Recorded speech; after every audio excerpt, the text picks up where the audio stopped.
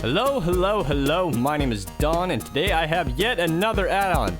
2 uploads in the same month, oh man. Anyways, a lot of people have been asking for it, so I have updated D.H.C. No, sorry, not just updated it, but I completely rewrote the code. Surprisingly, it only took me 2 hours instead of 2 weeks this time. It's crazy how progress goes, right? Anyways, we're gonna go over the basics. There's not a whole lot going on in this add-on. Pretty much, if you die, you die, but there is a twist to this hardcore. As you can see in the top left-hand corner, I have a little bit of a scoreboard UI, and we have lives, thirst, and a day counter.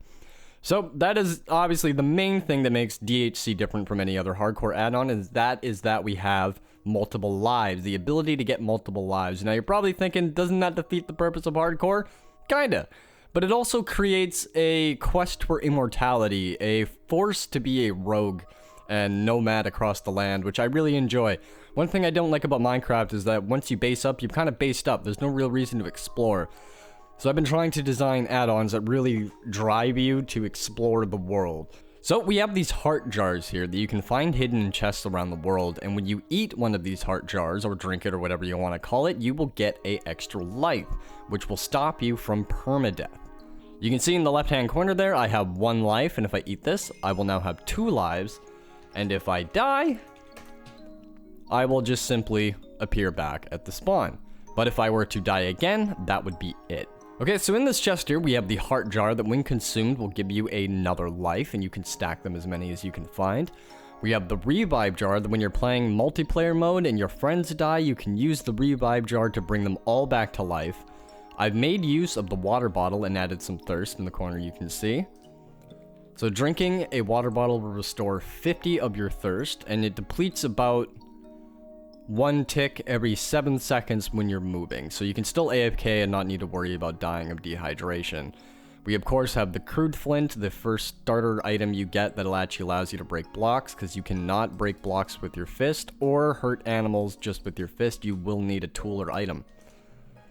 And of course we have the bag that unlocks your inventory progressively. Now I did find that it was way too difficult to find these, so I have added a crafting recipe. I'm hoping this is expensive enough, because that's going to be a lot of iron blocks you need to completely fill out your inventory, but I think I might replace this with a diamond. I'm not sure. We'll see how it goes. Give your input in the comments below. And now everything has been overhauled. Everything is running a lot smoother. It works on realms. It works on servers. Everything should be fine. If we wait 24 hours, or if I just set the time to midnight here and we sleep in a bed, we will get an added day to our days alive counter. So if you are playing multiplayer though, you cannot sleep away your days alive just due to the inconsistency of players laying down, and I have some weird clocks working to handle this. I will be adding a 1-player sleep patch eventually, so you can still sleep in multiplayer and get some days survived. But aside from that, if you just live for 24 hours in-game, you will get a days alive score added. So now I'll go ahead and just kill myself here, and you can see we have permadeath and a new spectator mode. You are no longer just kind of glitching at your spawn point. You can freely walk around. Now, I did design this before Minecraft actually added that spectator mode to the experimental features, but considering it's still highly experimental and they're like, you know, if there's a bug, don't even talk to us about it because we know, I'm not going to be using that for now. So this uses a barrier array, perfectly safe. If you fall, it's going to bring you back up. But you can still walk around, explore your world, see what you've done, go find your friends, and wait for a revive if so needed. Alright, so let's go over how to actually install D.H.C, because it does have one fundamental thing that's different from most add-ons, and that is that we need to have cheats enabled for our first load. This add-on is using my Lotus framework, which handles a very complex array of back-end add-on stuff. And for that to properly internalize, we do need cheats enabled, or you'll be seeing a lot of commands spitting at you in the chat. So now all this is going to do is make sure that send command feedback is turned off, so you're not constantly being spit-fired with a bunch of random commands being handled in the add-on. So we're going to make sure we have cheats on. We're going to hop down to our resource or behavior pack section, click available, find D.H.C, and hit activate, and now it will automatically activate either or pack depending on which one you turn on first. You don't have to worry about both. And that is all. We're going to then create the world. Now keep in mind, this does use the player JSON, so it may have some conflicts with some of your other add-ons if you're planning on making multiple.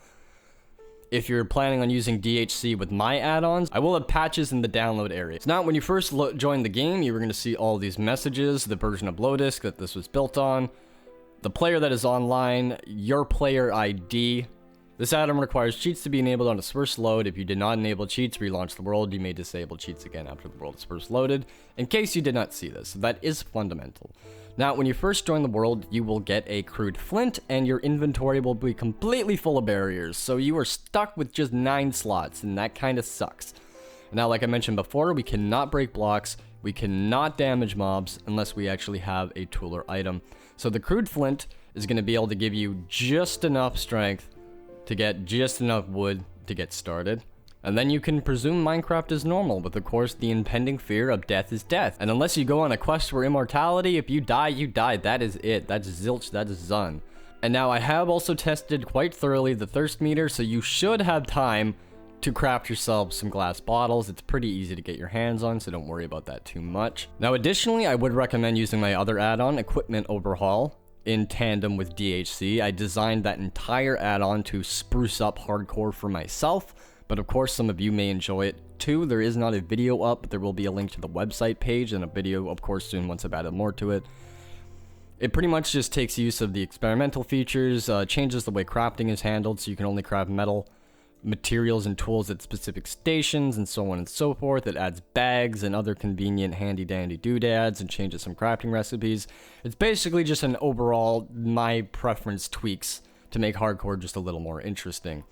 And aside from that, that is pretty much all. This is a relatively simple add-on. If you die, you die, you die, you die. Now, if you do play with this add-on, be sure to send me your days alive in the Discord. I am curious to see who can actually survive the longest in our community. Maybe we can make a little contest out of it eventually.